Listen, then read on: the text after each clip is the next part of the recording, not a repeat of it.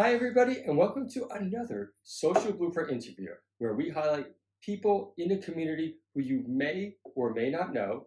In today's case, I think a lot of you will know them because we are joined by the Hamersfeld family, and they are certainly within the retail Jewish world one of the premier families.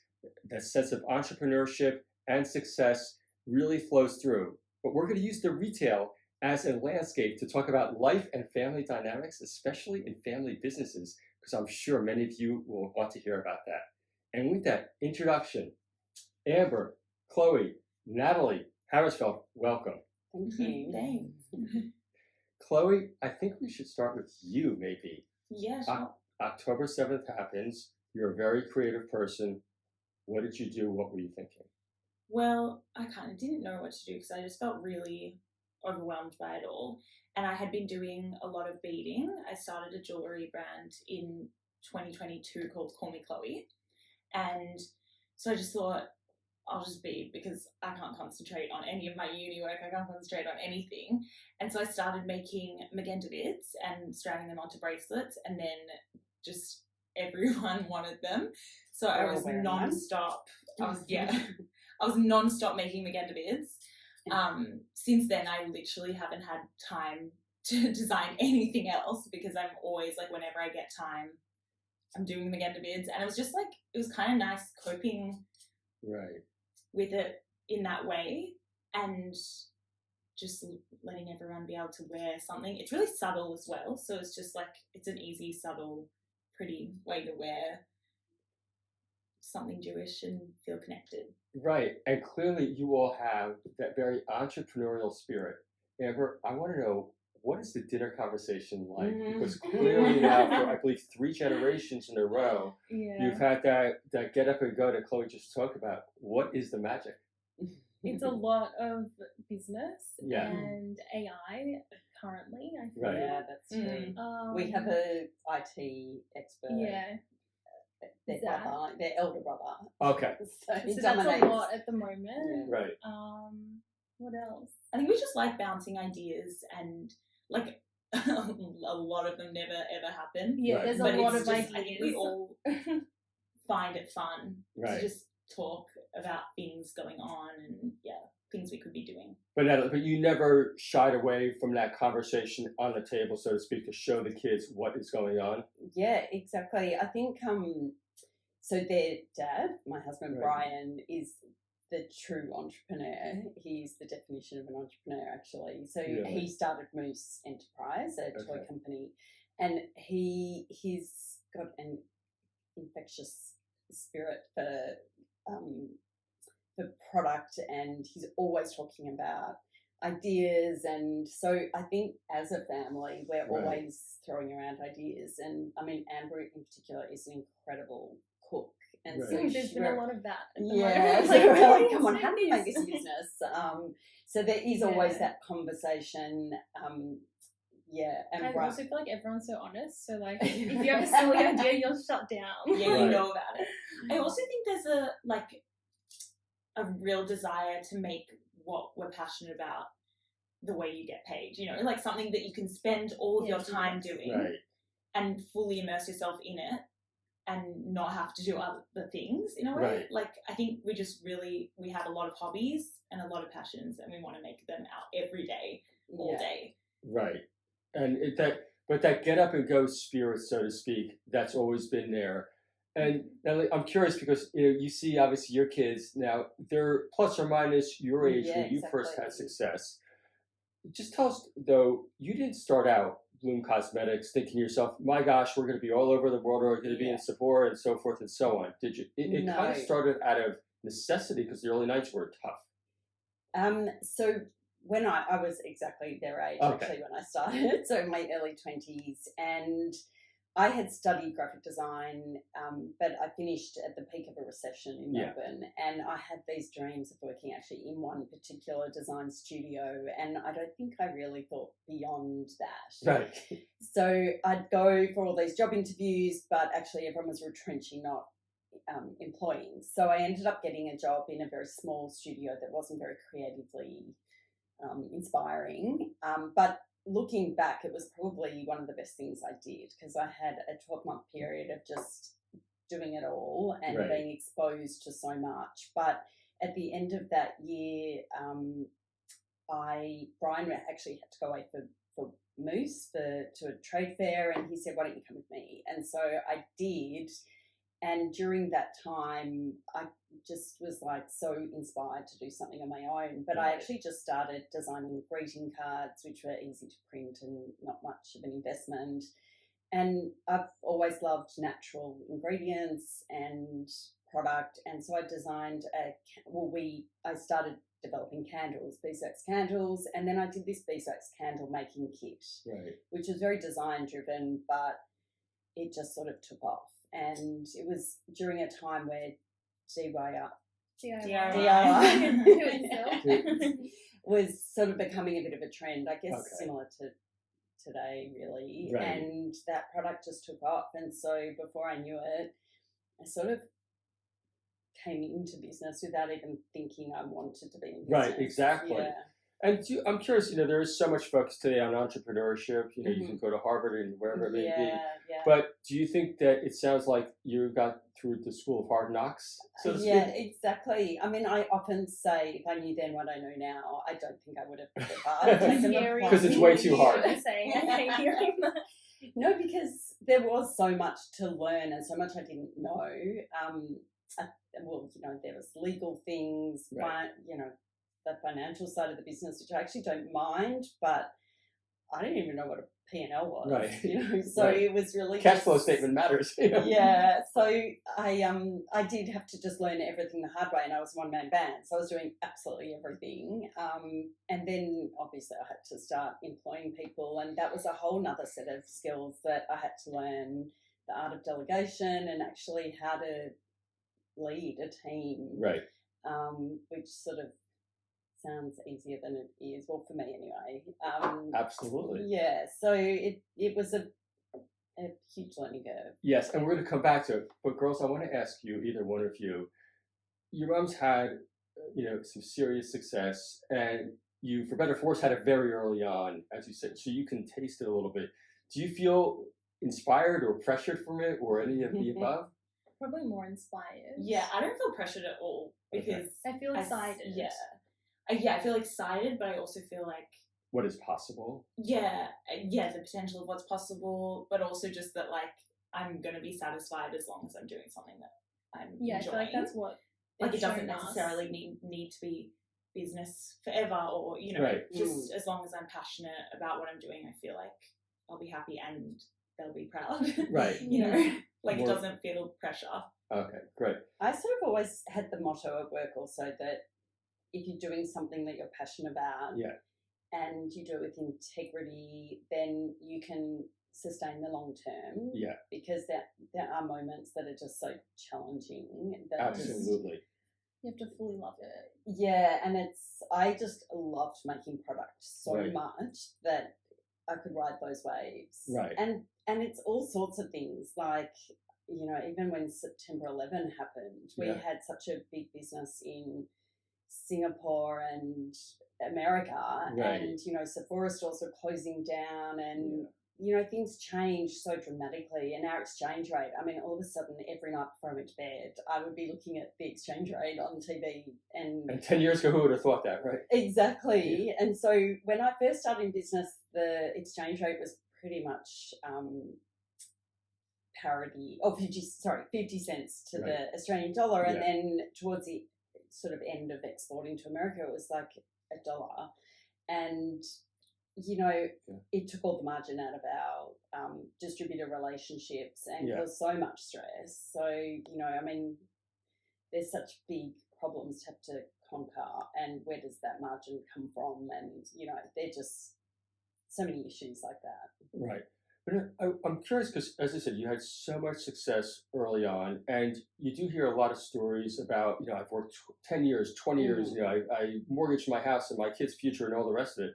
Yeah. But for you, it came right out of the gate. Yeah. Any thoughts about that? And also, especially if you can relate it to, how do you know if you're getting product market fit? Look, honestly, it was... I actually don't know. I look back and I'm I think you are honest. I think the product just hit. It was a bit of timing as well. It was a big change in the cosmetics industry in the early 90s. So prior to that, the cosmetics industry had been really dominated by those old school brands like Estee Lauder, Christian Dior. Right. And there was this new wave of brands that entered the marketplace, like MAC and NARS and Stila, and we just happened to be part of that wave of brands. That was more dominant in the US than in Australia. Australia was a bit slow to take on. But somehow we got swept up in that whirlwind of excitement with young new generation brands, and I guess there was a bit of luck, and there was that PR story. So I don't know that I could do it today because of everything is so different with influencers and you know but the PR magazines, it was like hard copy magazines, and we'd do launch events with beauty editors, and it really struck a chord, which I think did help the whole dynamic of the brand. You know, young female in business, product range, exporting all over the world. It was pretty incredible. Yeah, just sounds like a rocket ship, to be honest. It was so fun. You could talk about like my at the trade fair, and you were like not ready, you were tired, whatever. Like I feel like that's where it kicked off. That was very early on. So within the first year, I did I exhibited at a trade show in Melbourne, and I had the smallest stand that you could possibly get. So it's the cheapest, right? It was the cheapest, and I didn't really know what I was doing, and I hadn't started the business properly. So I remember saying, you know, if I sold X amount of pieces, then I'm going to turn this into a business. And and it was winter, it was August, and it was freezing, and I was standing there and I was all like roped up in a blanket, and then it was like the last day, so I was getting ready to pack up, and then this lady came, and she was talking to me, and this was the prototype of the candle making kit on the stand, and she was sort of like asking all these questions, and I didn't even think to ask where she was from, but at the end I said, oh, where do you know, what's your shop? And she's like, oh, I'm the buyer for Maya. I was like, oh my God. So I sort of peeled away the blanket and stood up straight and tried to be professional. But that conversation ended up, she ordered 5,000 pieces. So I was like, what am I going to do? Like, because I was making them all by hand, and I was just like, I can't. How does this work? I actually can't do this. I didn't even know how to write an invoice. So, and look, like I said today, everything's different. You have to have, you know, all that software to, you know, scan out your orders. But in those days, I just handwrote an invoice. And so she guided me through that process. And I remember at the time I said, I actually just can't make 5,000 of these. And my dad was like, just do whatever you need to do to get this order out, which was amazing.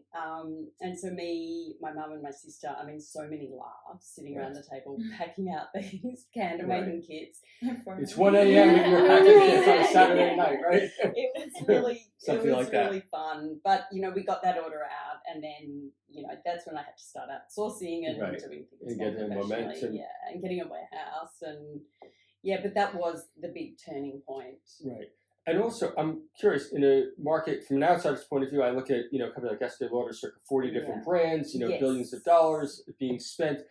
How in the world do you separate yourself out? It feels overwhelming. But one thing you're known for, though, is your packaging. This is getting a little bit into the weeds, but is that as critical as it sounds from an outsider's point of view? I think for me, well, you're asking me first. Okay. Because I'm always driven by packaging. Okay. So even if I go to a restaurant, the first thing I look at is the graphics, and she pass that on to that was going to be one of my questions. Right. You're the one that notices in the hotel if the plant should be moved over 4 centimeters. Right. Yeah. It's a blessing and a curse. So I mean, I think cosmetics is all about selling a dream, and I think it's all about like how, you know, even for us, you know, we spent so much time on the wand and how that is applied, and the soft touch finish on the cap, and how things close, and, you know, even like that it's printed inside, all those little details. Wow. And like a little sealed with a kiss, everything. Oh Like, yeah, there's a little. I think we actually learned a lot through that process of like actually developing the product. Me and Amber would be like, that colour looks fine. And Mum's like, no, it is a tiny bit different. And we're like, who cares? Let's just get the amount of So time with to your lay graphics, on it. are you looking at this now 100%. and Like, saying also, do you see, you don't have to tell us, but the faults in the two potentially? it's more just like everything has to be exactly perfect to sign it off. And the amount of times, like you were saying, we were just like, it's good enough, but it's not. Like you can tell when it's not, because we would get like a sample and we'd be like, oh, you were right, that's not. So you can't tell the difference. Sorry, what was that? So you can tell the difference between good and great. Yes, Okay. I think so. Well, for me, it's really obvious. But I think the whole process of, actually, Amber, maybe you can talk to this. We moved, we had to move warehouses a couple of years ago, and so it was quite an epic process to, we've been there for a long time. So Amber actually helped me during that time pack everything up, and we've got a PD room, product development room, which had 30 years of collecting. I mean, it was nuts. See the things I It was collect, actually nuts. little stickers and boxes and boxes and boxes of lip gloss containers and it's like a real life Pinterest. And so I had to sort of move all of that and set it up in a new location, and I just kept saying, no, I can't, I have to keep these, and I was like, Chuck. But it was a bit harsh. I came for one day and I peeled everything out of the bin, and then I got fired. But I think doing that process together, it was very nostalgic and really, like, I mean, product makes my heart skip a beat. Like, I love the process so much, and doing it with Amber, we just really decided we had to just develop a new lip gloss, because that was the cornerstone of our business. Yes. That was the key product. So that really planted the seed. Yeah, I also think that moving forward is like literally our biggest focus every single day. Like our main pillar of what we focus on is nostalgia. And I think it makes so much sense, because it all, like, the reason we're here is because we're nostalgic people, and so is everyone who we've been like sharing it with. Really? Yeah, you can see the feedback online alone, just of people telling stories and or DMing us or sending photos of their old products that are so old. Yeah. And also we're hearing about things that were happening like way before we were even like in the business with her, and it's like really fun to learn about what everyone loved and what everyone wishes we would bring back, and we're like, we're discovering our mum's business. So I'm curious, because there are these brands that turn, they go with the times. I mean, even I guess the biggest one I can think of was like Montclair, which was like really left for dead in the 1950s, and now I don't know how many billions they're doing in sales, but business looks okay to me. Is when you look at your arc, it's not a straight line. Like, let's be serious. Yeah. But that nostalgia that you mentioned, does it every day really resonate now with, like, how do you get a competitive edge in the Instagram world? Yeah. Look, things are much more cluttered today. The marketplace is much more full with product. Yeah. And I'm very reluctant to get back into traditional retail, just because, like bricks and mortar. So online is a very competitive space. Right. Luckily, their brother Zach is the IT guru, and he's doing a lot of the behind the scenes things with algorithms and SEO and meta advertising, and making sure that you rank highly. Yeah, we just try and focus on the marketing and the visuals and product design. So it helps that these two are studying design.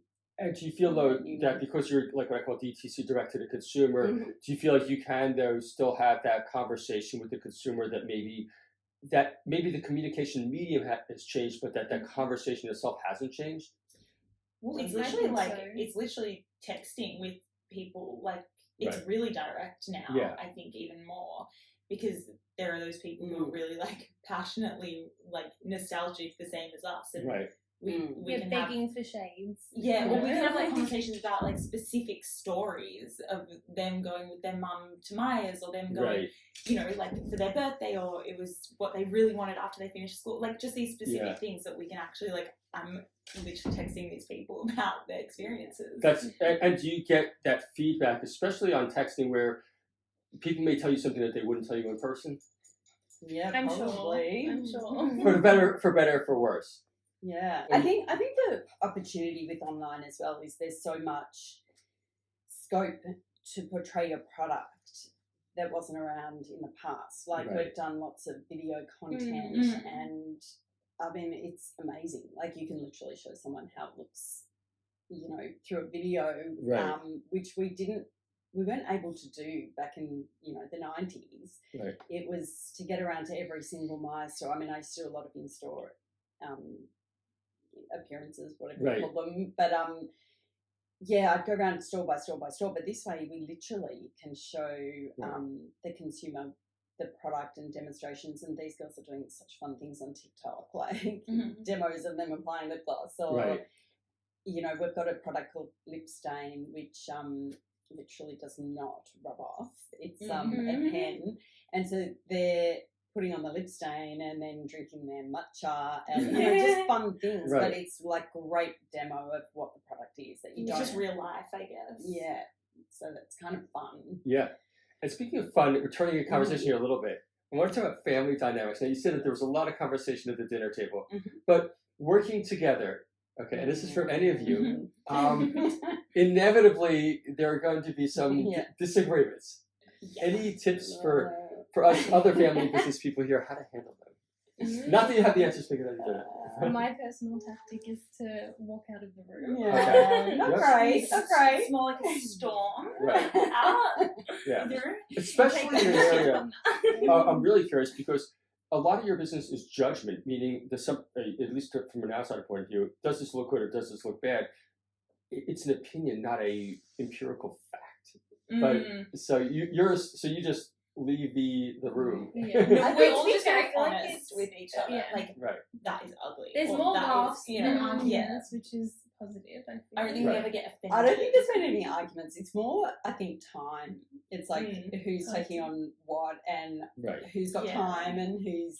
Yeah, and then we all have uni things happening at the same time. So then it's like all mum. Mum's like, guys, what am I doing here? And we're just like, sorry, we can't right now. Yeah. And then, you know, but we find a way to balance, I guess. Yeah. There are definitely a lot of laughs. Right. That's good. And I want to ask about uni because in the, what I call the arts world, marketing, graphics, it seems that there are so many people, but true talent is very hard not only to find, but it's hard to showcase in a scholastic environment. And I guess like the best evidence of this is there's so many YouTubers that are very, very young. Do you have any thoughts about that? I'm not saying that your degree is not worth anything at all, but what I mean is, but just because you've had a straight A does not necessarily mean you know how to market, does it? No, definitely not. I still sort of feel like I know nothing about it. I think it's also being a consumer of marketing is probably the most helpful thing for me. Like I'm constantly consuming TikTok or Instagram and all social media. So being on that, I feel like has given me the best way on how to make our videos, I would say, because it's what I want to see and I'm the consumer as well. Right. And then also just like, I guess just about like thinking of cute, creative ways to share it in our own way. Like we have specific things that we love, like patterns or I don't know, collaging and pin boards, and so we just kind of like put that into it as well. But back to your question, I feel like it's more just the more practice, the better you get, I would say. Right. Whether that's at uni or in real life, probably. And once again, are you paying attention to the detail? Like you're noticing, like what is it about that TikTok that makes me want to watch it, so to speak, 100%. as opposed to like, me, like I'm just like that looks fine. Also, just like little cues, like for example, a hook to try and make someone not swipe instantly because everyone's attention span is so quick these days. Absolutely, yeah. And it's definitely little tricks. It's definitely changed the way we consume content as well. Like we're noticing yeah. things. It's like, We're like- why am I staying on this video? Right. But at the start, they went Yeah. in really quickly, so I wanted to keep watching. Or, Right. And then we're like sending it to each other and like analysing like how can we emulate that effect Right. where we just didn't want to scroll or like Yeah. Yeah. I so have easy. nothing to do with TikTok. I'm just going to put that out there. No, It's but a it's different but what time. is interesting is that you noticed that you mentioned this before. The business has changed a lot in cosmetics, and you do have to somewhat go. Do you feel like you do have to somewhat go with the times as well? Yes, that's why they're here. Right. That's why they're taking over that side. But it's funny because they look at Instagram as if it's quite old fashioned, but I care more about that. Well, not really old I fashioned, feel just more like- curated, whereas TikTok is very casual, very like I feel like that's almost better for marketing now. Like that's why Instagram. people know TikTok, oh yeah. where people are buying things or I don't know, consuming more. Mm. Yeah. And speaking of, we're switching it around here now. Marketing. Now, back to when you started Sephora. Maybe just tell us a little bit about Sephora because that must have been an insane moment for you. It was actually. So we pronounce it Sephora. Okay, But sorry. I think in the Sephora. Yeah, Yeah, no, in okay. the UK they used to say Sephora. Yeah, Definitely. anyway, so I used to say Okay. Sephora. But It's my New Jersey accent. it was pretty amazing actually. So Sephora is owned by LVMH, which is a French brand, a French company, and they were very dominant in Europe. And in the sort of late 90s, they entered the US market. So it was pretty incredible to be part of that launch. Right. And what else was quite interesting is because, there's two main players in the cosmetics industry, LVMH and Estee Lauder. Right. And because LVMH owns Sephora, a lot of the American Estee Lauder brands were reluctant to go into Sephora. Right. And also it was a very different cosmetics environment. So a lot of those older established brands were in department store where there was a counter and a person standing behind the counter. Yeah. Whereas Sephora it's called open sell, where you can go and try the tester and pick out the product. And it was a very new way of consuming cosmetics. So a lot of those older established brands were too scared to go into that market. Right. So it was a pretty amazing opportunity. I mean, we were in, I think it got up to about 100 Sephora stores at one stage in America. And it was such a massive project to work on because every store had a slightly different fit out and we had to go and do trainings in all the stores. So we'd have to get there before the store opens. And I literally did these road trips around America where you'd be training the staff and then you find out like most of the stuff had left and you have to start the Just process a classic, again. So it was pretty exciting to be part of those new young brands at that time. But then eventually Estee Lauder and all those brands entered the Sephora stable, and then I think they're all in there globally now, so in Europe as well. So things changed.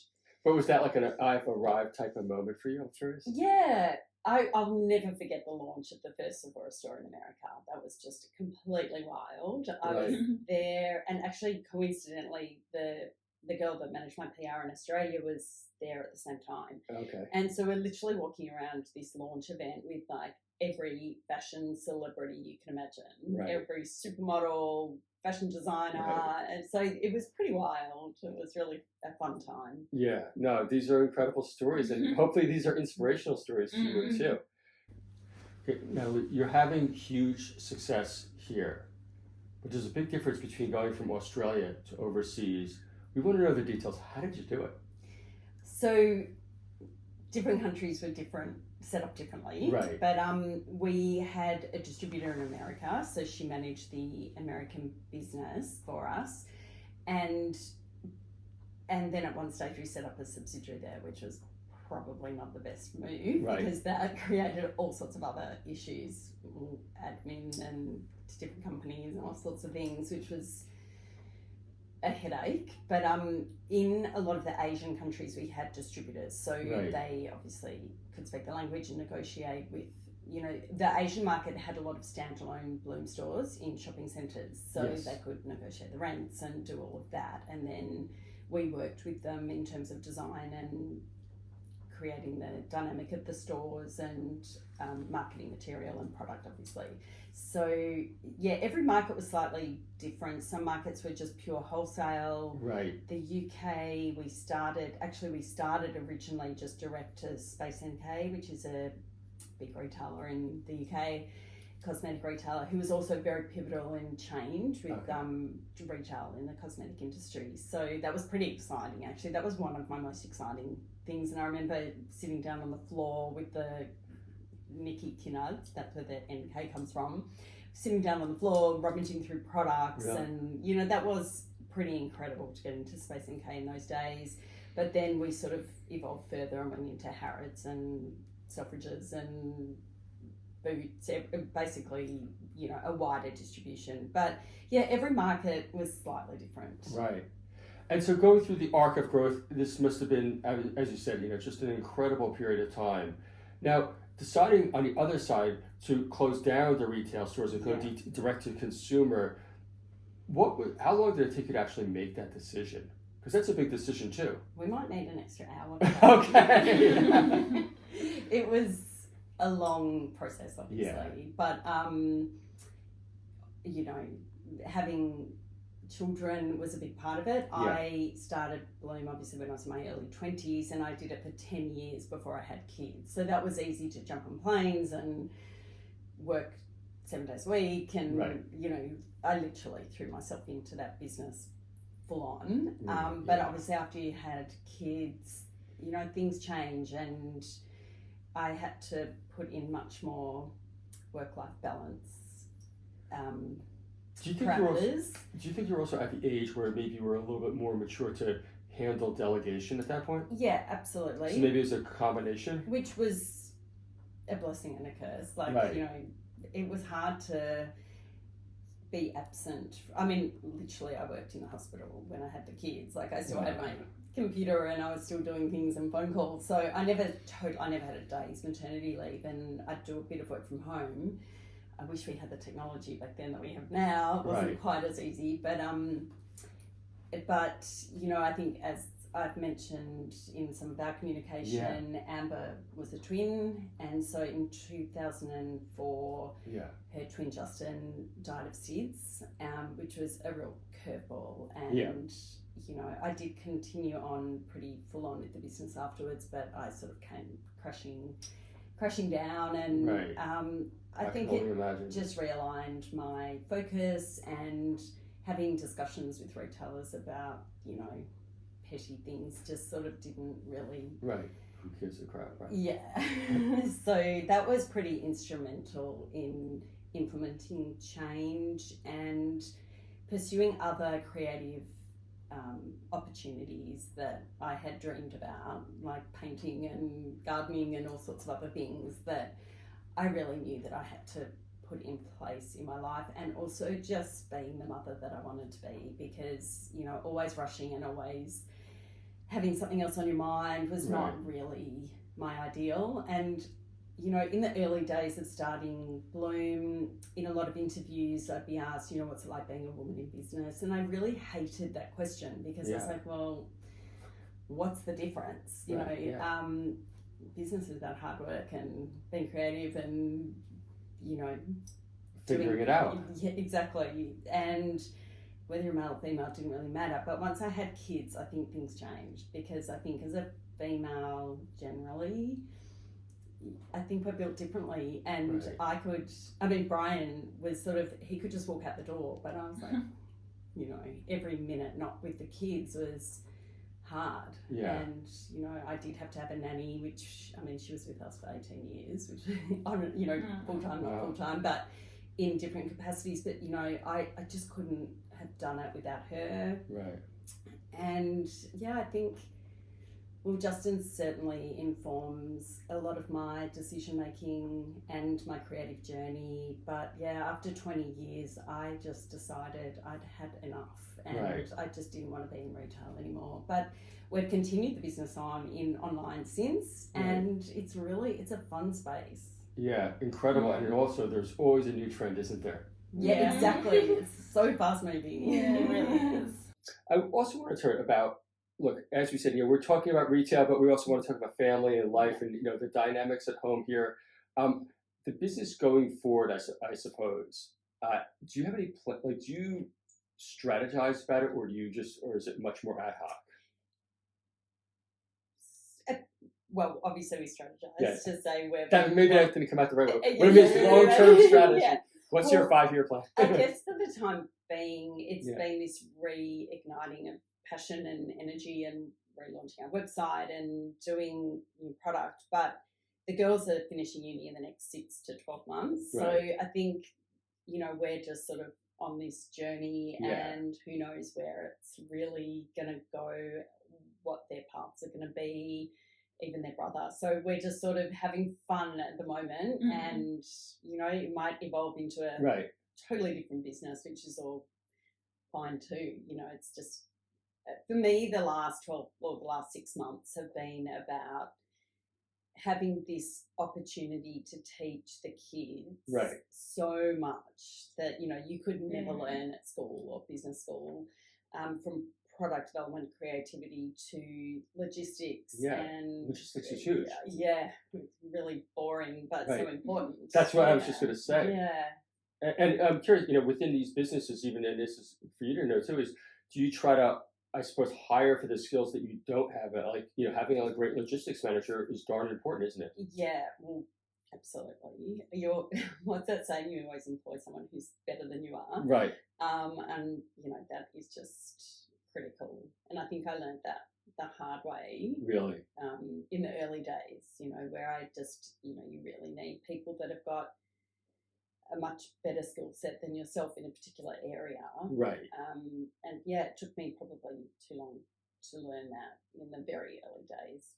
So is that a lesson that, like, if you had to do it again, maybe you would do it differently? I think so. Yeah, definitely.